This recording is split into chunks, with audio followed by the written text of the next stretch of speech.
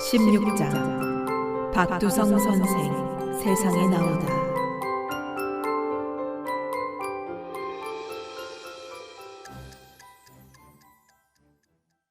1985년쯤에 박병재라고 하는 눈이 아니라 귀가 어두운 분이 날 찾아왔다.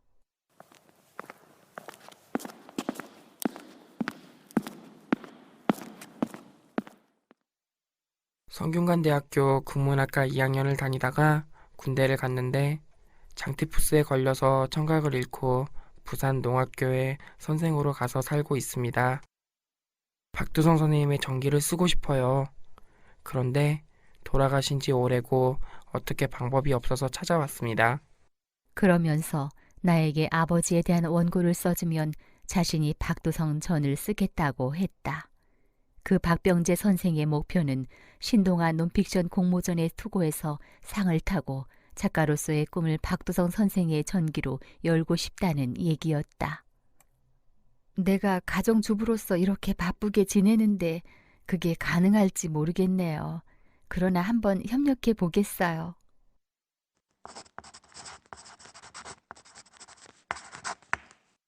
지금 생각해보면 그 원고를 쌓은 높이가 20cm가량 되었던 것 같다. 부엌에서 밥을 하다가도 써보내고 자다 일어나서도 써보내고 그저 돌아다니다가도 써보내고 하며 한 3, 4개월 기간에 원고를 써서 부산으로 보냈다. 그랬더니 박병재라는 사람이 박두선 전기라고 하면서 원고를 보내왔다. 아이고, 드디어 다 썼나 보네.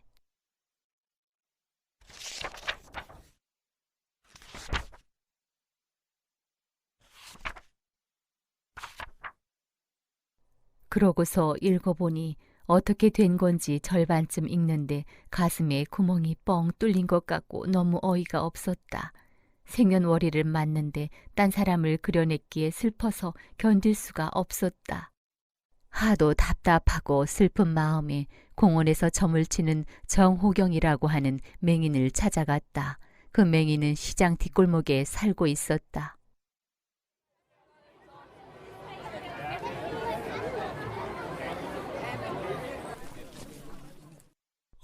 평안의원 사모님, 어쩐 일이십니까? 그래서 자초지정을 얘기했더니 그거 못 쓸 겁니다. 우리나라의 박두산 선생님 같은 분은 그렇게 흔하지 않지요. 만나본 사람도 잘 모르는데 그걸 글로 표현을 바로 할 수가 있겠어요? 안 될 말입니다. 저희들은 그 박두성 선생님을 만나 뵈었기 때문에 많이 행복한 사람입니다. 만나 뵙지 못한 사람이 전기를 쓴다는 건 어림도 없죠. 그 얘기를 들은 나는 집으로 돌아와서 박병재 선생에게 편지를 썼다.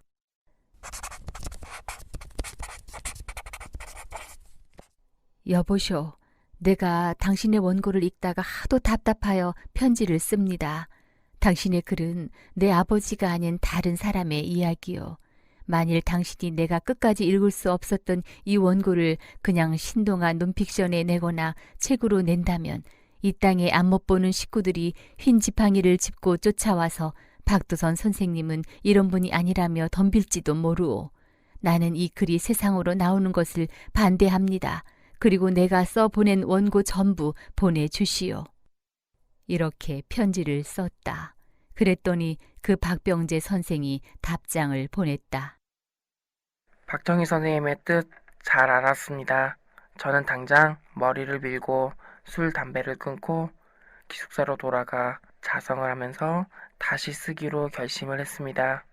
워낙 문학가가 되겠다는 꿈을 안고 성균관대학교 국문학과에 다녔던 터라 무슨 이야기든지 부풀려 쓰는 버릇이 있는데 박두성 선생님의 전기를 쓸 때는 그러한 마음가짐을 다 버리고 제대로 쓰겠습니다. 깊이 반성하고 박정희 선생님께서 써 보내신 글을 다시 읽어보며 마음을 가다듬게 되었습니다. 조금만 더 기다려 주십시오. 그렇게 편지가 왔다. 며칠인지 몇 달인지 지난 뒤에 그 사람이 쓴 원고와 내가 보낸 원고가 나에게 돌아왔다. 그 원고를 다시 읽어보니깐 모든 수식어가 빠지고 쓸데없는 부사들도 없어지고 뻗정다리 같은 정갈한 글을 쓰려고 노력한 흔적이 보였다. 그래서 내가 많이 다듬어진 그를 보고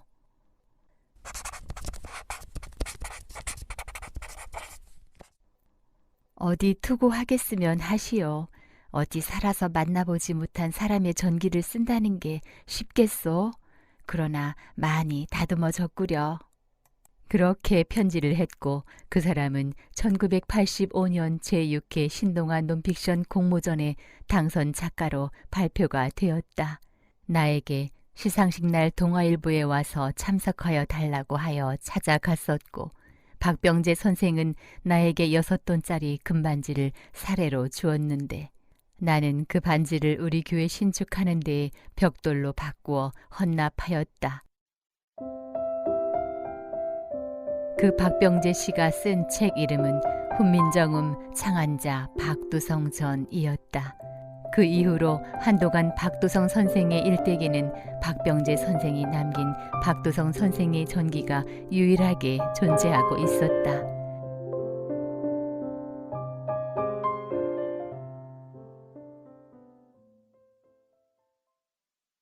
그러던 어느 날 아버지의 발자취를 남기고 싶은 마음이 강하게 생겨났다. 시각장애인의 세종대왕이신 박두선 선생의 전기를 청각장애인이 쓰고 그게 유일무이한 전기라니. 아무리 생각해도 안 될 일이라는 생각이 들어서 아버지 박두선 선생을 가까이서 직접 뵙고 지냈던 이상진 선생을 찾아가서 따져 들었다. 어떻게 저 박병재 선생이 쓴 박두성전을 가지고 사람들에게 읽게 합니까? 아버지의 각별한 제자 이상진 선생, 당신이 써야 하는 거 아니요? 그렇게 관건했다. 사실 그 당시 이상진 선생은 심장이 나빠서 병원에 입원하고 나온 지 얼마 안 되는 상황이었다. 그러지 말고 쓰세요. 쓰면 하늘나라에 가서 선생님 만나도 그냥 영어 과외나 해서 외식 많이 하고 잘 먹다 왔습니다. 그러는 거보다 낫지 않겠어요? 그러니 쓰세요. 그러면 하나님이 건강 회복시켜 주실 겁니다. 그런 식으로 강요해서 2001년에 송암 박두성 일대기라는 이름으로 책이 나왔다. 나오긴 나왔는데 읽어보니 어찌도 재미가 없는지 하도 졸려서 읽을 수가 없었다. 아유, 어떻게 이렇게 뻣뻣하게 재미없게 썼을까?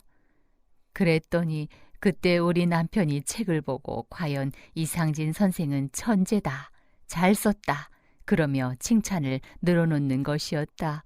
남편은 의사라서 그런지 딱딱한 문구를 좋아하는 것 같았다.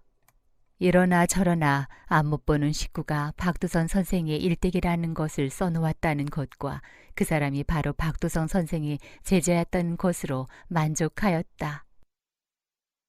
이듬해 2002년 4월 문화관광부에서 지정하는 이달의 문화인물로 박두선 선생이 지정되어 포스터도 내고 달력도 나오고 하였다. 그때 행사로 그 이완우 선생이 송암의 생애와 철학이라는 아주 학자다운 책을 내었다. 또 박두성 선생 문화인물 선정 기념 강연회를 인천시 시각장애인 복지관 강당에서 열었다. 이완우 박사와 이만수 박사, 김승국 당국대 총장이 나와서 박두성 선생이 시각장애인을 위하여 노력한 일을 체계적으로 정리하고 관련된 강연을 하는 아주 뜻깊은 자리였다. 한 번은 시각장애의 아동의 어머니이고 작가로 활동하고 있는 이미경이라는 작가가 박두성 선생 이야기를 듣고 어린이들이 읽게 하고 싶다며 내가 써놓은 원고들을 빌려갔다. 그렇게 이미경 작가를 통해 출판된 그 책은 점자로 세상을 열다 라는 제목의 아동문학이었다. 이미경 작가는 그 책으로 우리 교육사에서 공모하는 어린이 동화 부문에서 대상을 탔고 자신이 받은 500만 원의 상금 중 100만 원을 나에게 준다고 하였지만 나는 다른 방법을 제시하였다. 아이고 여보쇼, 내가 이 돈을 무슨 이유로 받겠소. 그러지 말고 차라리 당신이 쓴 이 책을 100만 원어치 주시오. 그렇게 책을 받아서 아는 사람들에게 선물했다.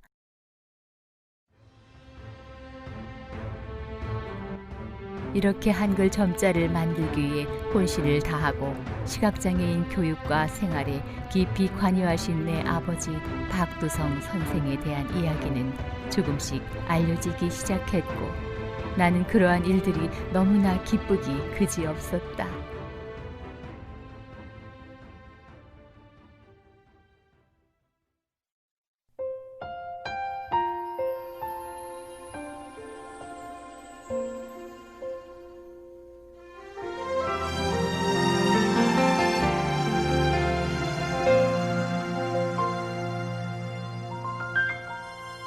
내 나이 8학년 5반.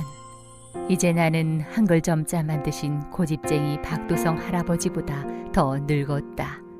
아버지는 독립운동가 성제 이동희 선생이 남겨주신 송암이란 야호처럼 고집스럽게 한 길만을 살다가 하나님께 가셨지만 난 아버지의 발자취를 함께 걸으며 참으로 행복하였다. 어린 시절 엄한 꾸지람과 회초리에 의붓 아버지라는 말도 안 되는 생각도 하였지만 힘들고 아픈 시절 더더욱 힘들고 아픈 이들과 함께 하신 그 고고한 성품은 내 가슴에 뜨겁게 살아있다.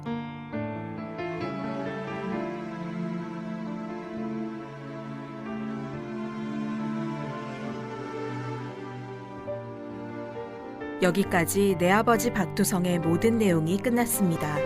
지금까지 애청해 주셔서 감사합니다.